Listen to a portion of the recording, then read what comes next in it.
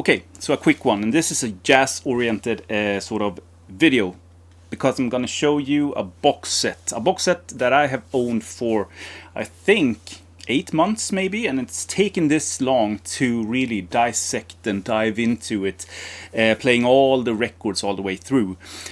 So before I present the Monk box set to you, here's the intro.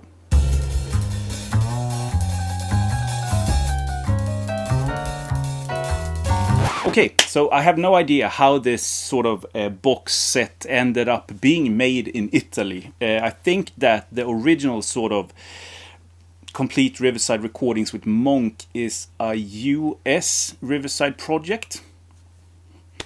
It looks like this. But when I started to really dive into Monk, seeing if I could find as much as I could, and bear in mind I had very few, if any, Riverside recordings with Monk. Went on to Discogs, I searched the thing, I saw the US box set, and it was very pricey, but it's still quite affordable because we're talking about many records here. But then I saw this one, and it was cheaper in price. Well, it didn't seem to be that sort of luxurious, but the music is there. So this is the box set. It's empty now because I'm going to show you every single box in the box set. There's 4 boxes in the box set. Wow. It's a heavy one. Pretty sort of. I like it. It's nice. You have Monk here, Monk on Riverside. La discografia completa in chronological, complete recordings in chronological order 1955 to 1961, and that's just exactly what it is. What you got here is 4 box sets in different colors. This is the box set number 1, 1955 to 57. Box number 2 is 1957 to 58, a very productive year. The next one is 58 to 59. Hope you see this. And the last one is, the 4th one is 1959 to 61, the last one. As I said, this, as the US version, came out in 1986. And what sort of urged Riverside to put out this box set that is completely different, except for the music, but completely different from the US sort of layout and design and so forth? I have no idea, but I'm really grateful because I bought this for about €150 with shipping. And what we have here is 20 LPs on sort of OJC quality vinyl. Every box in the box includes a booklet and 5 LPs. That's it. And so you get 20 LPs.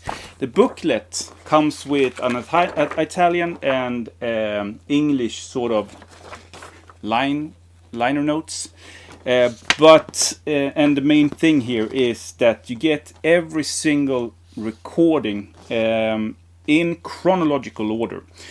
So compared to the ordinary sort of releases that Monk put out on Riverside, you don't get the tracking order as those releases. No, what you get is the exact chronological order that the recordings was recorded. So he goes in, does a session with the musicians when he is recording an album, but in way different sort of tracking listings.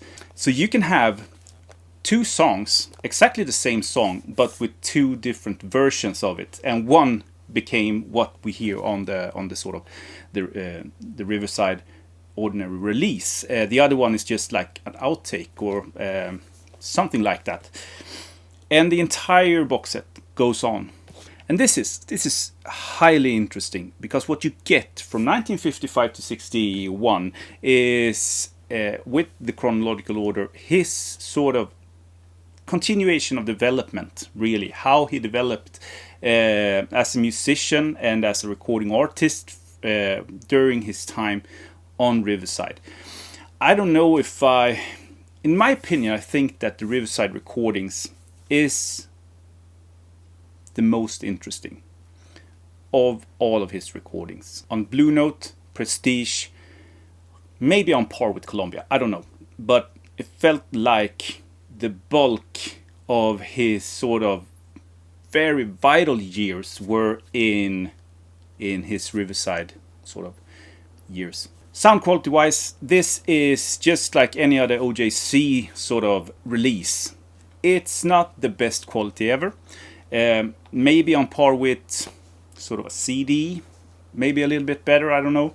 When it comes to my equipment, I have put most of my money in my vinyl setup, obviously. So if I play something that is on par with a CD, it's going to sound so much better on vinyl than on the CD, because I have a good CD. But yeah, the details are okay. It's a nice sound stage. I have nothing really throughout the 20 discs to complain about. And sure, if this had, I have no idea if it's I mean 1986. Maybe it's cut from the original master tapes. I don't.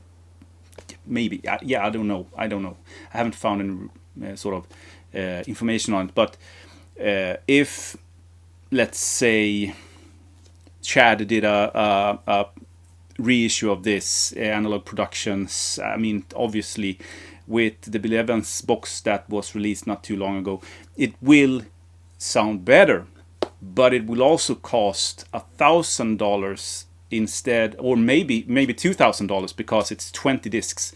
So it's 40 discs if they do a double LP. Never mind.